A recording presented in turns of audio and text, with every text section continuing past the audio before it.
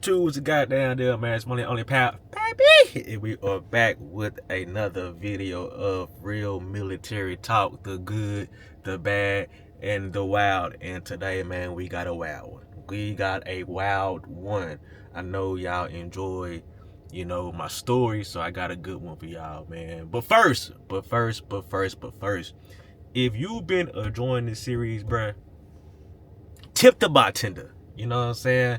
Because I've been giving y'all good quality videos, content, game, and all I ask is if y'all just hit the like button. That's all I want. You know what I'm saying?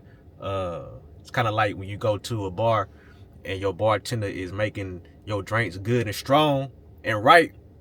Tip the bartender. I'm your bartender. You know what I'm saying? So just hit the like button for your boy. But the story I want to tell y'all today is, bruh, I almost couldn't go to the military because I thought I had a baby on the way, bruh.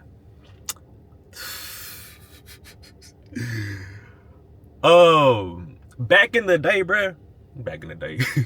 In 2012, 2011, 2012, like, you couldn't join the military. Well, I'll just say the Air Force if you had a pending kid on the way, right? It was just like the Air Force ain't play that baby mama, baby daddy popping up in the middle of your enlistment. Like, they ain't play that. So they had to, they wanted you to make sure you got all your affairs in order before you know what I'm saying, you enlist.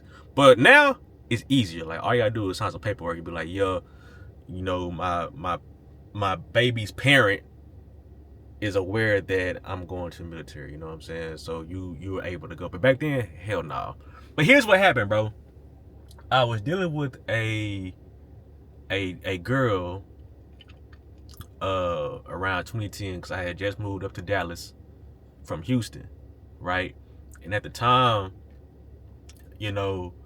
my dad just had to play matchmaker. You know what I'm saying? So he introduced us or whatever, and we became an item, right? This is my little. And time goes forward, or time goes on, and of course we break up, you know what I'm saying, doing kid stuff. And then, again, being a kid, we got back together. Or we started back messing around with each other. But, this particular time, we was both graduating from high school. So this was 2011. And so this girl had claimed that I was her baby father. You know what I'm saying? But I knew it was impossible, bro. I knew it was impossible because, of course I pulled out or whatever and I had a condom on, but dog, I wore 2 condoms, bro. So it wasn't, bro, it wasn't no way possible to wear 2 of them Jones and you know what I'm saying, pull out. And I checked it, and bro, it was no way. So where I messed up was I told my recruiter, bro, just being an honest little nigga, bro, just being an honest kid. I said, hey, Sergeant Whoop-de-woo, I got this situation that's happening. She claiming I'm this baby's, you know what I'm saying, daddy or whatever. And she said, well, you can't go to the service with that pending. You gotta stay until you figure out if that baby is yours or not. And I was just like, bruh, mind you, I'm like 16, 17 years old. So me, I'm like, bruh, ain't no way I can do a DNA test right now. Mind you, the girl only been pregnant for 5 minutes, so ain't no DNA test can happen that early. You know what I'm saying? Nor do I think, or was it possible you can have a DNA test while the baby is growing inside the womb or whatever. So, bruh, I had to sit here in Dallas for 9 months. 9 months until the baby was born. And so, I didn't want to tell my parents for some reason, but my dad found out because I don't know if he speculated or I just straight up told him. But the person I didn't want to tell was my mama. And, you know, once I had the conversation with my pops, he said, you know, you gotta tell your mama. I said, fuck! Fuck! And so, at the time when I told her, I was in a room studying for the ASVAB. Cause I was like, shit, nigga, I got 9 months to study. So I'm in there studying. And she come in there and she was asking something random. And before she walked out, I said, hey, I gotta tell you something. And she was like, what's up? I said, so-and-so is pregnant. And she claiming, you know, I'm the daddy. And she was like, okay, well, son, you gotta do what you gotta do. And I was like, that's it? It was that easy? So at the time, I ain't know what doing what you had to do meant. You know what I'm saying? That meant when she called at 2 or 3 in the morning, say she want some ice cream from Sonic, nigga, I gotta get up. And at the time, she stayed like 20, 25 minutes away from me. I gotta get up and take her some goddamn ice cream. Because that is potentially my baby. You know what I'm saying? So I also had 2 jobs at the time, balling. Because right now it's just me, I'm still living with my parents. I was working at McDonald's. I was a crew member making a manager's salary. So a young nigga was paid. And then on the weekends, I was working at the Cowboy Stadium down here in Dallas. So, you know, of course, when there's an event or a game on, or they play at the stadium, of course, I'm working the event. So I would leave the stadium, get home, get in the bed, and she'll call, I want some cranberry juice. I'm like, bruh, come on, man. You're closer to a store than I am. You know what I'm saying? So get up and, you know what I'm saying, get you some cranberry juice, bro. That motherfucker called my mama. And my mama said, get up and take that girl some cranberry juice. So I'm like, fuck! Fuck! But that was going on for the whole 9 months. I'm going to doctor's appointments. I'm doing everything I gotta do. Until stuff got weird. It was around month 4 or 5.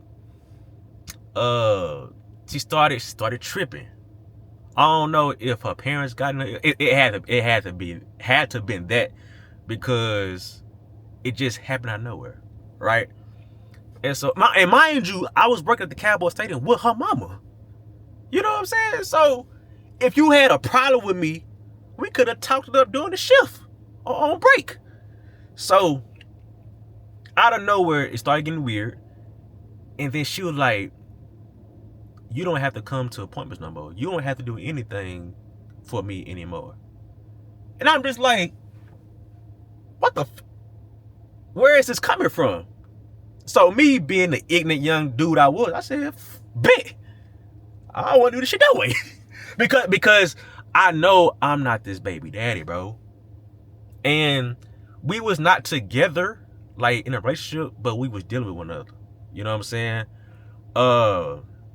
So fast forward to the baby here. You know, I went and got a at-home DNA test from CVS. I went up to the hospital. I looked at that baby. I said, that baby don't look nothing like me. Like, I get it, all babies are like light skinned, but that baby was goddamn manila paper, goddamn khaki. You know what I'm saying? She wasn't dark at all. And that baby just didn't look like me. Like, I know fresh babies don't have no features of parents yet, but I looked at my baby pictures. I looked at my daddy baby pictures. I looked at my relatives' baby picture, and no resemblance at all. So I said, oh, I know I ain't that baby daddy. So I swabbed my mouth, swabbed that baby mouth, bailed it off, and went on by my business. Me and her ain't had no conversation except hi and bye.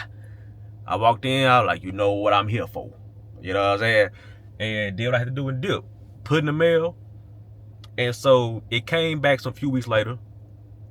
And like I said, I worked at McDonald's. So my pops came to McDonald's during the shift because I used to work the one up the street from the house.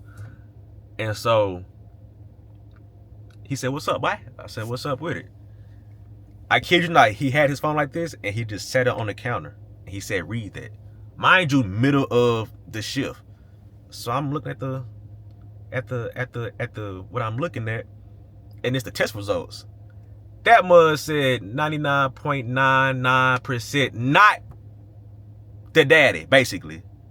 I said, oh, I told y'all niggas, because, bro, niggas did not believe me, bro. Niggas did not believe, bro. I was getting ridiculous. I was getting, bro, they was dragging my name through the mud in the city, man. And I told these, and I'm like, bro, that's not my baby, bro.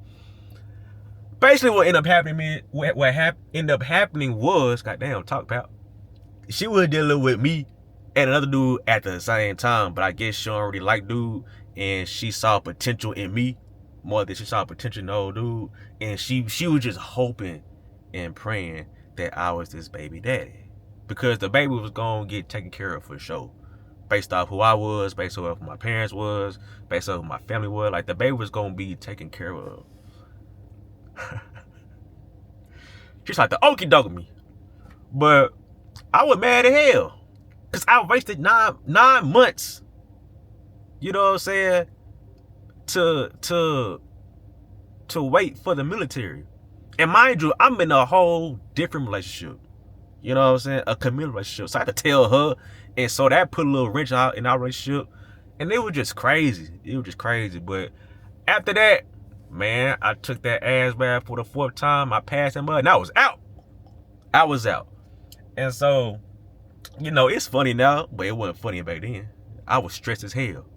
You know what I'm saying? Imagine going through baby mama, baby daddy drama at 17 years old. You know what I'm saying? I know that's kind of common now, but at the time I didn't think it was, and I was just going through it, man. And so I ended up escaping that situation. And, you know, me and her talked about it a time or two throughout the years back then. But now, shit, what's this, 2015? That child is like 13 years old. You know what I'm saying? I would have had a 13-year-old. You know what I'm saying? It's crazy work. Crazy. But yeah, man, I had to sit down for 9 months because of that situation. You know, it's a crazy story. Crazy. But yeah, bro, if y'all had a similar situation, bro, let me know in the comments, man, because woo-wee. But yeah, that's that story. I hope y'all enjoyed it. I hope y'all got a good laugh at it.